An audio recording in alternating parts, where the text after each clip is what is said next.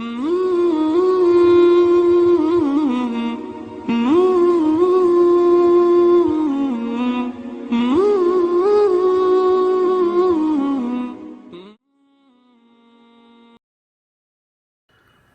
عليكم ورحمة الله وبركاته.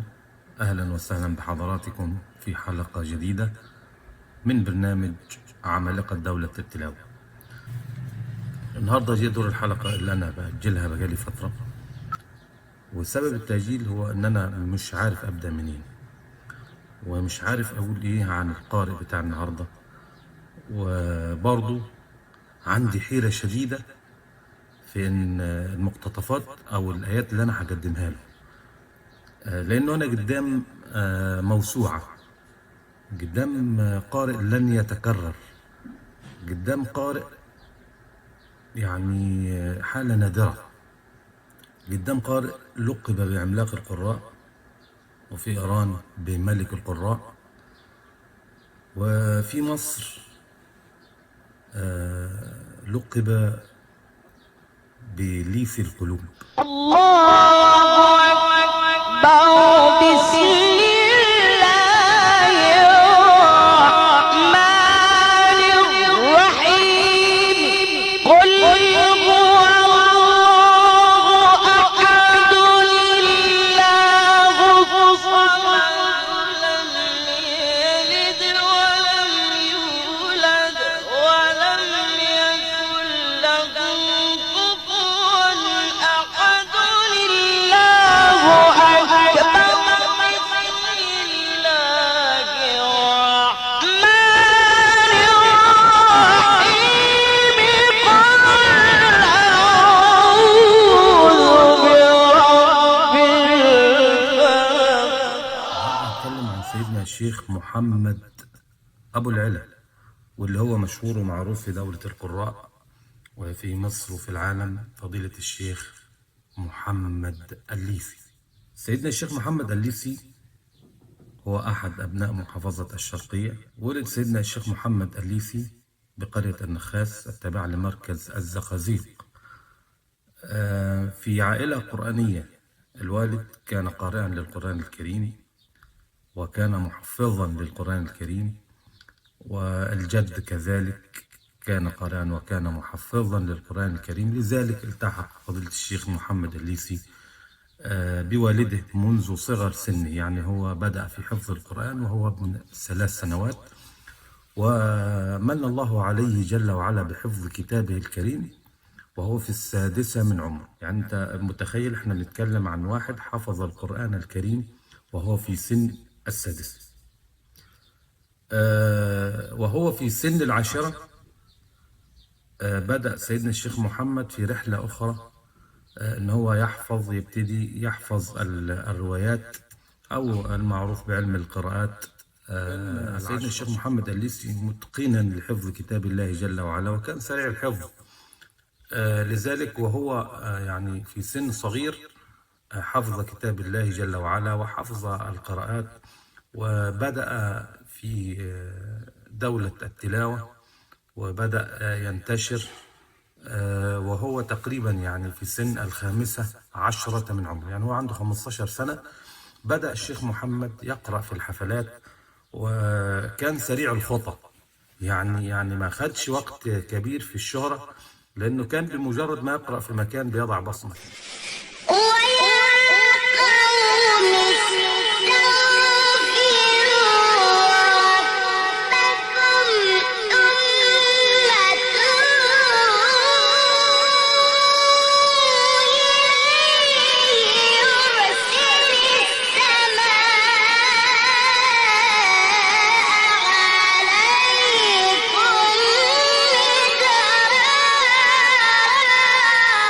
الشيخ محمد الليثي من القراء الذي أنعم الله جل وعلا عليهم بموهبة فذة ومنفردة. الشيخ محمد حالة فريدة. الشيخ محمد الليثي أنا أقف عاجزا عن الحديث عنه. إنهم يكيدون كيدا وأكيد كيدا فمهل الكافرين أمهلهم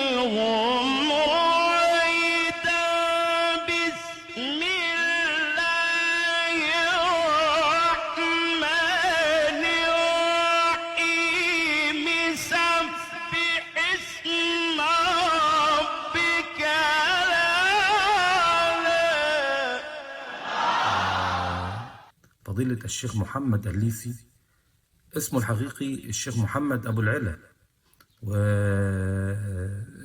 تسميته باسم الشيخ محمد الليثي أنه كان ذهب مع والده وجده لزيارة أولياء الله الصالحين، وطبعا تعلق بقبر الإمام الليث ابن سعد تعلق شديد جدا، والوالد اعتبروا أن دي إشارة وأطلقوا عليه اسم الليثي نسبة للإمام الليث ابن سعد، فمن بعدها أصبح يلقب الشيخ محمد الليثي. قل إن صلاتي ونسكي ومحياي ومماتي لله رب العالمين لا شريك له وبذلك أمرت وأنا أول المسلمين. هو كان كثير الذهاب لإيران، لأنه أهل إيران كان بيعشقوا سيدنا الشيخ محمد الليثي، حتى أنه في مرة سيدنا الشيخ أحمد بن عينع جاب النجل سيدنا الشيخ الليثي، وهو برضه الشيخ محمد الليثي وهو قارئ برضه، تقابل معه في المطار، ويعني تبادلوا أطراف الحديث، وقال له تعرف أنه والدك الشيخ محمد الليثي في قاعة، اللي هي القاعة يعتبر زي قاعة ملكية أو قاعة بيبقى فيها مكان بيتعمل فيه أكبر المؤتمرات، قال له معمول صورة أكبر صورة في القاعة موجودة للشيخ محمد الليثي، ومسمينه ملك القراء. به لسانك لتعجل به لا تحرك به لسانك لتعجل به إن علينا جمعه وقرآنه فإذا قرأناه فاتبع قرآنه ثم إن علينا بيانه.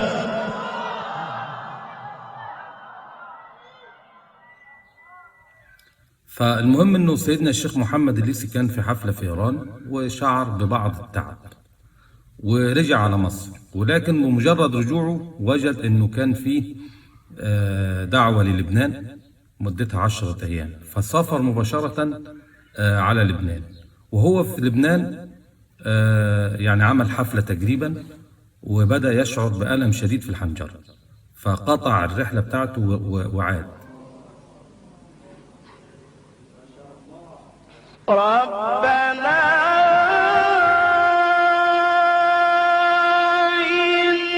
إننا سمعنا مناديا ينادي للإيمان أن آمنوا بربكم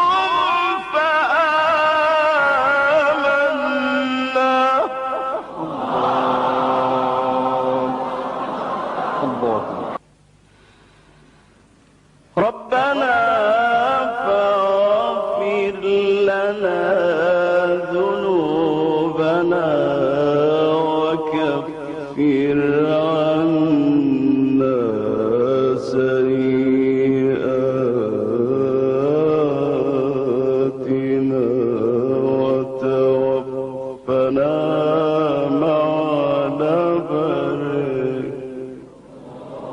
بعد ما عاد من لبنان راح عمل عمرة، وبعد كده بدأ في الرحلة العلاجية، فوجدوا أنه عنده ألم شديد في الحنجرة، وتم عمل عملية لفضيلة الشيخ محمد الليثي، وبعد العملية يعني لم يقدر له النجاح لهذه العملية، وظل فضيلة الشيخ محمد قرابة ال5 أو 6 سنوات بعد العملية وهو لا يقرأ، حتى توفاه الله جل وعلا في عام 2006، ورحل ذلك العملاق عن دولة التلاوة بعد أن ترك تراثا وترك مكتبة قرآنية لا مثيل له. كلا بل تكذبون بالدين وإن عليكم لحافظين كراما كاتبين يعلمون ما تفعلون إن الأبرار لفي نعيم. التحق سيدنا الشيخ محمد الليثي بالإذاعة المصرية عام 1984، وكان من نصيبه العدد الأكبر في الحفلات الخارجية، وكان كثيرا يعني ما يقيم حفلات تابعة للإذاعة المصرية، وذلك لأنه كان معشوق للجماهير. يعني الشيخ محمد الليثي احنا بنتكلم عن قيمة وقامة لن تكرر. إن كنتم تحبون الله فاتبعوني يحببكم الله ويغفر لكم ذنوبكم والله غفور رحيم. ظهرت كرامة لفضيلة الشيخ محمد الليثي بعد وفاته، وتحدث عنها نجله فضيلة الشيخ محمد الليثي وبعض المقربين من فضيلة الشيخ محمد الليثي، وهي أنه بعد وفاته ب5 سنين توفى والده. يعني الشيخ محمد الليثي توفى قبل والده بحوالي 5 سنين. لما والده توفى فتحوا القبر، كانوا عايزين يحطوا الشيخ محمد، يحطوا والده معاه في القبر. فتحوا القبر، كانوا عايزين يحطوا والده معاه في القبر، فوجدوا الجثمان كما هو. يعني حتى الراجل اللي كان بيلحد نادى على الشيخ محمد الابن وقال له أنا عايز أقول لك حاجة، والله أبوك موجود كما هو، إيديه طالعة من الكفن زي ما يكون لسه متوفي النهاردة، ورجليه والجثمان زي ما هو.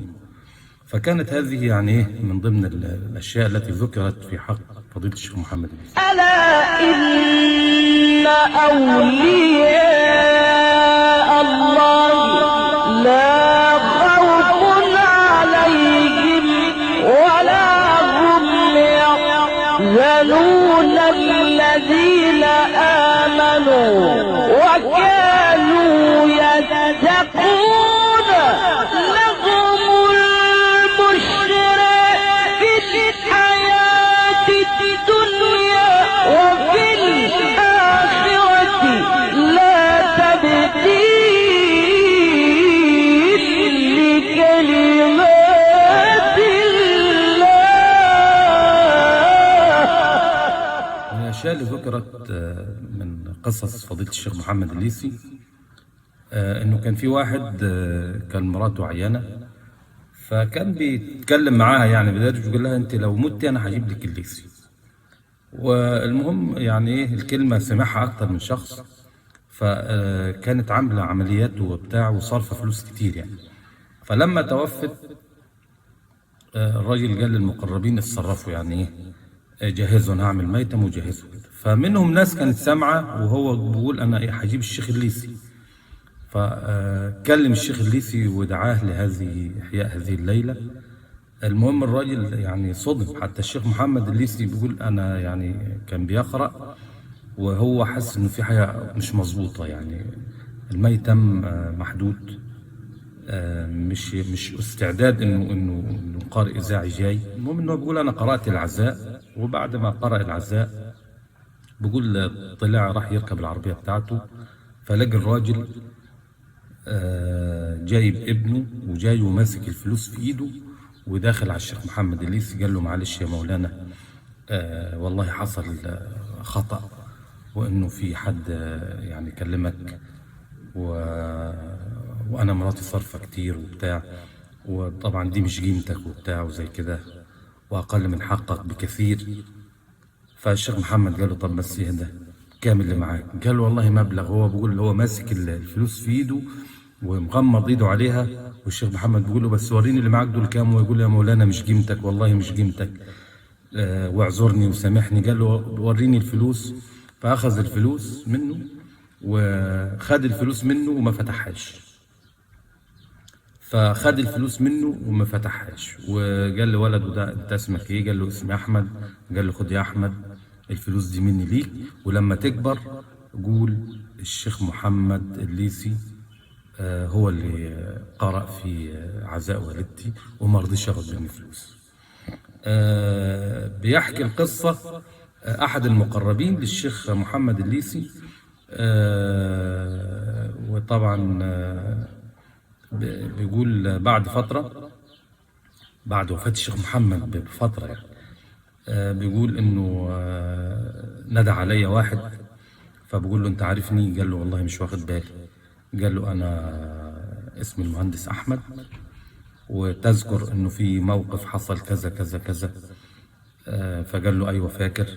قال له أهو أنا أحمد اللي الشيخ محمد اداله فلوس، وقال له ما تنساش لما تكبر، ما تنساش إنه الشيخ محمد اللي عمل ميتم، أو اللي قال له لما تكبر ما تنساش إنه اللي عمل عزاء والدتك الشيخ محمد الليثي وما خدش منه فلوس. فلا صدق ولا صلى ولكن كذب وتولى ثم ذهب إلى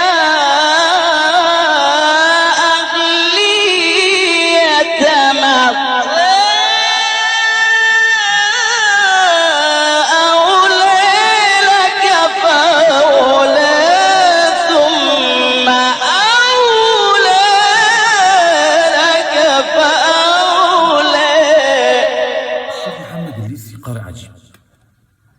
الشيخ محمد الليثي مدرسة خاصة، صوت خاص، ومع ذلك عنده قدرة عجيبة انه يجمع، مش هنقول ان هو يحاكي كبار القراء وبس، عنده قدرة انه يحاكي اكثر من قارئ في آية واحدة. يعني في آيات بيحاكي فيها الشيخ رفعت والشيخ مصطفى اسماعيل والشيخ عباسط في آية واحدة.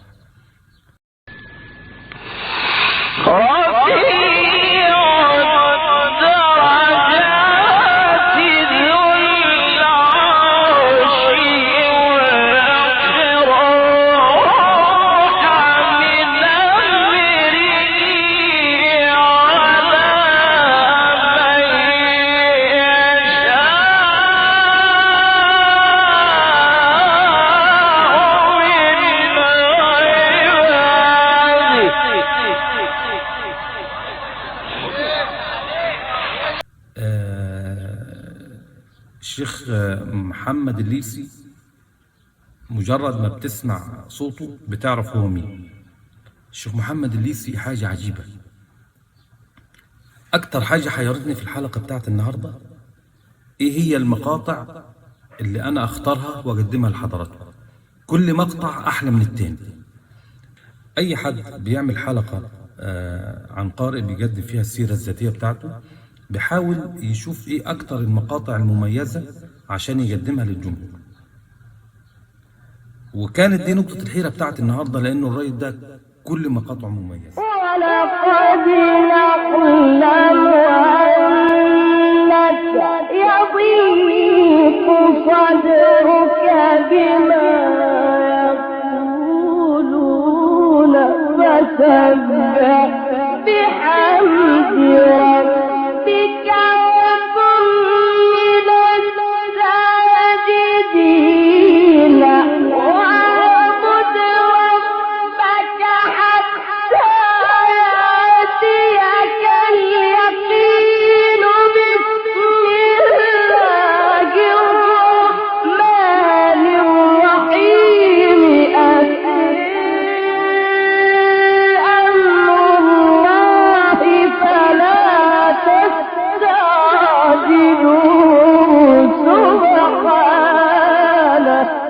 بالك الشيخ محمد الليثي لما تحب تسمع له، لأن هو ما شاء الله قرأ كتير، يعني هو الشيخ محمد الليثي تقريبا 2500 أو 3000 تلاوة، دي اللي موجودة، اللي احنا نعرفها واللي موجودة، غير التلاوات بتاعت الشرايط اللي ما نزلتش، غير التلاوات اللي ما تسجلتش.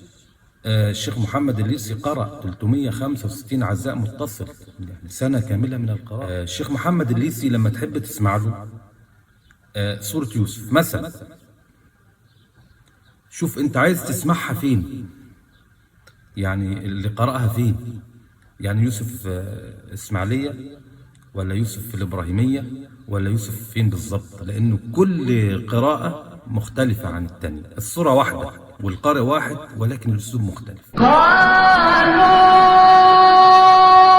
أئنك لأنت يوسف قال أنا يوسف وهذا أخي قد من الله علينا. قالوا أئنك لأنت يوسف قال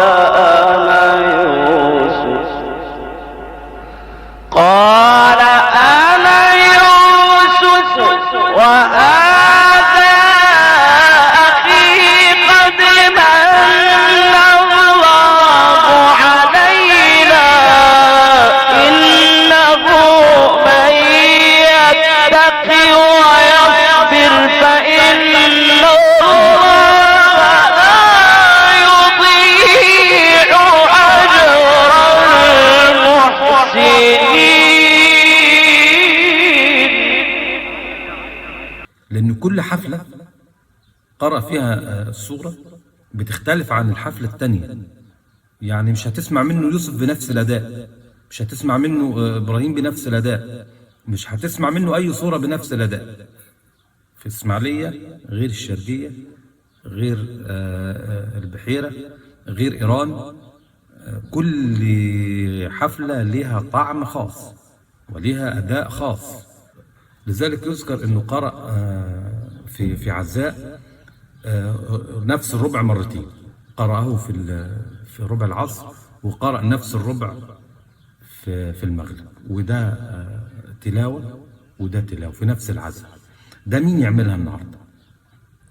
مين من القراء يقرأ كل ربع بطريقة مختلفة؟ مين من القراء تسمع له سورة وتسمع نفس الصورة، الصوت هو، الشيخ هو، نفس الصورة، ولكن الأداء مختلف. الشيخ محمد الليثي مدرسة حديثة في القرآن الكريم، جمع بين الحديث وجمع بين القديم. هو من العمالقة القدامى، ولكن هو يعني من الجيل الحديث، يعني هو توفي 2006. الشيخ محمد الليثي شهد له الجميع بحسن سيرته وحسن زمالته، رغم قوة أداء ورغم صوته العجيب الغريب الذي لن يتكرر. ما كانش بيقلل أبدا من القارئ الزميل، يعني لما كان بيكون في عزاء ومعاه واحد تاني أقل منه في القراءة. فضيلة الشيخ محمد الليثي أحد عمالقة دولة التلاوة الذي ترك لنا تراثا لن يتكرر. الشيخ محمد الليثي نسأل الله جل وعلا أن يرحمه وأن يجعل منزلته في الجنة عند آخر آية قرأها. والسلام عليكم ورحمة الله وبركاته. إن المتقين في جنات ونهر في مقعد صدق عند مليك مقرر.